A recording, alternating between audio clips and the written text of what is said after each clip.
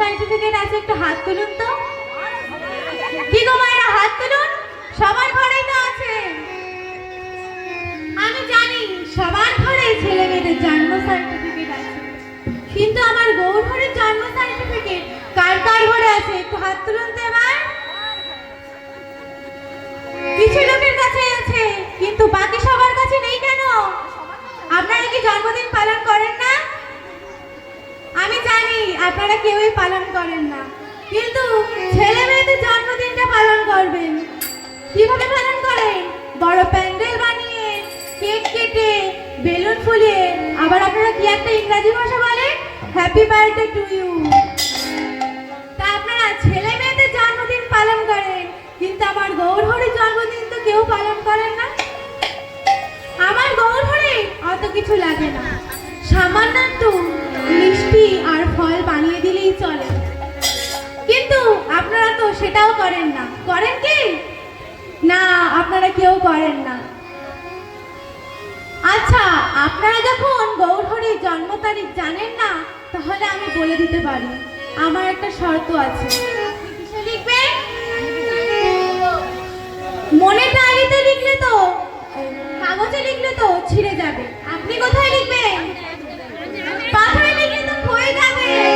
আপনি কোথায় লিখবেন? হ্যাঁ, আপনি ঠিক বলেছেন। মনে ডায়েরিতে লিখলে জীবনে ক্ষয়ে যাবে না, ছিঁড়ে যাবে না, চিরদিন মনের ভেতর থাকবে। এবার আমি বলে দিচ্ছি, আপনারা লিখে নেবেন। আমার গৌরহরির জন্ম যেদিন আমরা রং খেলি বা হোলি খেলা বলি, সেদিন আমার গৌরহরির জন্ম। গৌরহরির ভক্তরা বলে থাকেন গৌর পূর্ণিমা। আমার গৌরহরির জন্ম নবদ্বীপের প্রাচীন মায়াপুরে।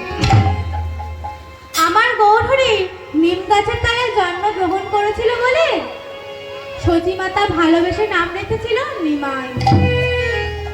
আমার গৌরহরির পিতার নাম জগন্নাথ মিশ্র ও মাতার নাম সতী দেবী। এবার আমি বলছি, আপনারা লিখে নিন। ফাল্গুনী পূর্ণিমা তিথি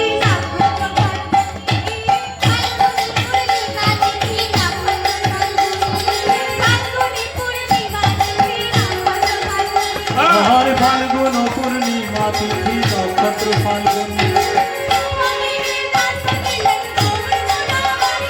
আর শুভ দিনে জন্ম নিলেন গৌর গুণমণি, আর শুভ দিনে জন্ম নিলেন গৌর গুণমণি।